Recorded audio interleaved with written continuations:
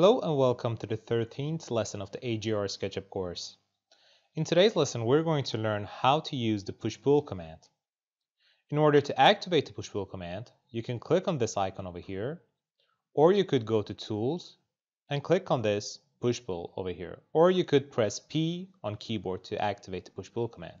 So I will press P, and there are three ways to push-pull inside of SketchUp, and it's just the same as we drew lines. So we can click once and then drag the mouse and then release the left mouse button, and this will create a cube from that face. Or we could click once and then drag the mouse and click once again. So for example, I will click on the top of this box, and this will create the same height of the previous one. So the second method was click, drag, and then click once again. The third way to use the push-pull is to click once and then move the cursor and then type a value, for example 4.5 meters. And this will create a cube with a height of 4.5. We need to keep in mind that push-pull won't work for lines. So for example, if we want to extrude the line, we cannot do that. It only works on faces. And another point that we need to keep in mind is that push-pull only works on a face which is placed on a plane. So for example, this face is made up of several faces. If we go to View, Show Hidden Geometry, and we can see that this cylinder is made up of several faces. And we can push-pull each face individually, but if we click on this Show Hidden Geometry again, we cannot push-pull this face. Or we can see this face, it also gives us a no crossing sign. And this is because if we go to View and click on this Show Hidden Geometry, we can see we have a line, we have a dashed line over here. And this is preventing us from creating a push-pull for this face. So if we use the eraser tool and erase this line, now we can use push-pull to push-pull this face. Or we could activate the Show Hidden Geometry, and now we can push-pull this face or this face. So let's now create an opening with the push-pull tool. So I will push-pull this face to about 3 meters or 4 meters. And now let's create an offset for about 0.5 meters. And now I can push-pull this face inwards. And if I click on the end part of this face, it will create an opening. We need to keep in mind that these inferences are very important to create that opening for us. So for example, if we don't see this inference, this will not create that opening. So we need to see this bluish diamond, or we need to click on this end line over here on edge, or in the midpoint, or on the end point over here. So this will create an opening for us. Another point to keep in mind is that the faces should be parallel. So for example, if I move this line to, for example, 0.001, so I will move it just 1 millimeters in the green direction. And now if I push-pull this face, you can see that it will not create an opening. This is because the back face was not parallel to the front face. So it's very important to keep in mind that these faces must be parallel. So I will move it back in again, 0.001, and now I will push-pull this face. And you can see that it created that opening. Another thing to keep in mind is that if we have a line, for example, a vertical line, and now if I push-pull this face, you can see that it created that division on the back face, but it didn't create that opening. This is because there was a line at the end of that opening. So we could click on this line and hit delete, and click on this face and hit delete again, and this will create that opening. But I would not suggest to do so. So what I would do is to first check the back face and delete that line, and then push-pull this face. And this will create that opening for us. So let's now push-pull this face to, for example, 0.5 meter. If we want to push-pull another face to that height, we can click and then click on this face to create the same height.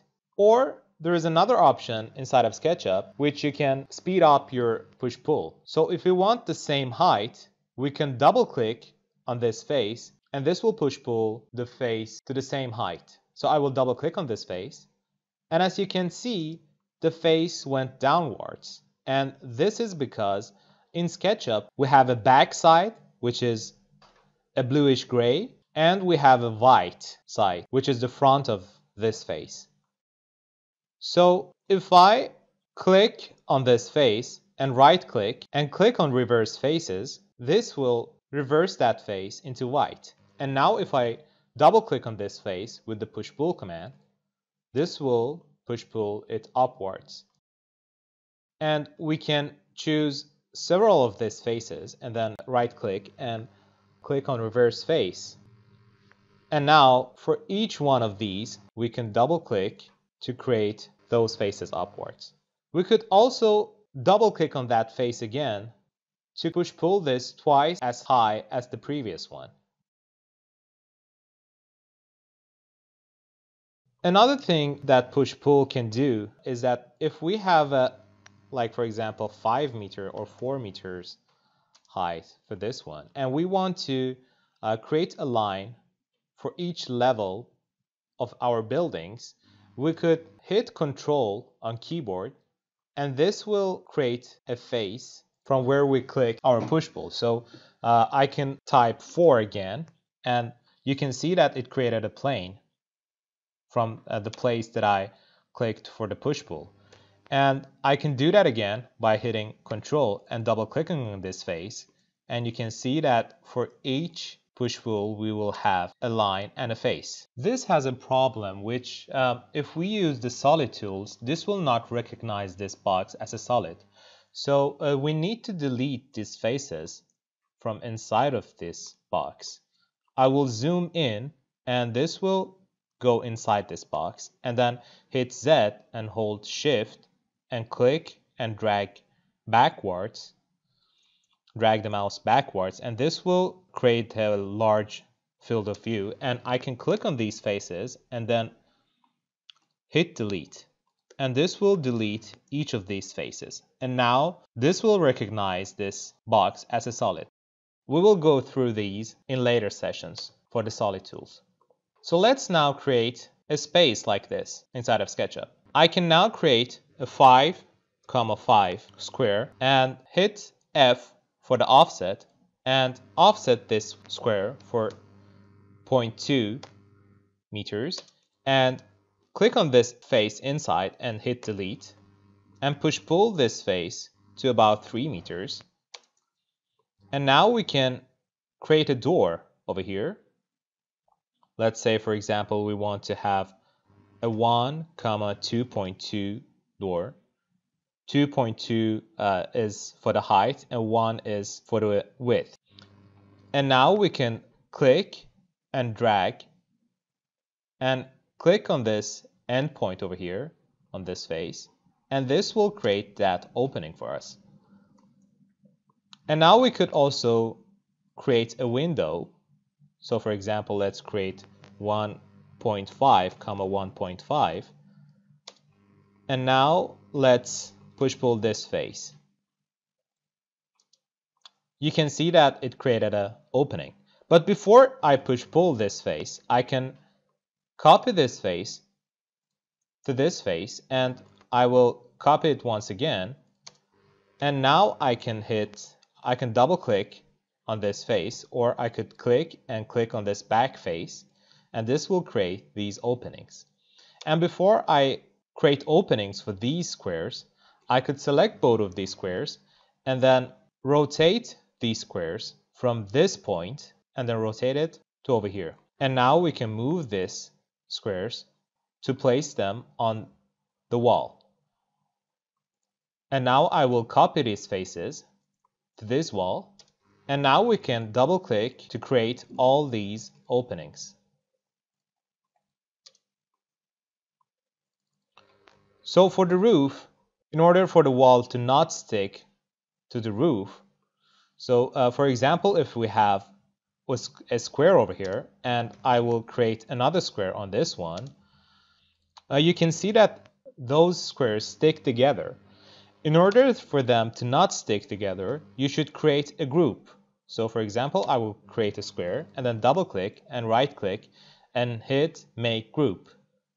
And now if I create a square, this will not be glued to that other square. So I will triple click on these walls and then right click and hit make group. And this will create a group for us, which will not stick to the roof. And I will create a roof by clicking on this point, endpoint, and on this endpoint, and push-pull this face to point 3. And then we will create a parapet wall. We can offset this face to point 2, and then push-pull this face to about 0.9 meters, or we could give it like 1 meter height. And now I will create the floor. So I will click on this endpoint and click another time on this endpoint and create a square. And we can push-pull this face to 0.45. And this is how we create a floor. And we can triple click on this roof and right click and hit make group. And we could push-pull this face to about 3 meters. And now for the stairs, we can click and then move up a line. We could create a line. So we could click, move up 0.1 for about 10 centimeters, and then move to the left in the green direction to, for example, 0.03 centimeters, and then move up 0.05 centimeters, and then we could move the cursor to the right in the green direction and hit 0.35 for 35 centimeters. And now we can select these lines and then hit move and hit control and then click and place another of this step over here and then hit X and then followed by a 2. And this created a face which stands for the stairs. And now we can push-pull this face, and you can see how easily we created stairs. I can push-pull this to about 2 meters. And we can triple-click and then right-click and hit make group. And this created a group, so it will not stick to the walls or to the roof. And later we can layer these objects so they will be placed in a single layer. So this concludes the 13th lesson of the AGR SketchUp course. I hope you enjoyed this lesson. Thanks for watching. Take care. Bye-bye.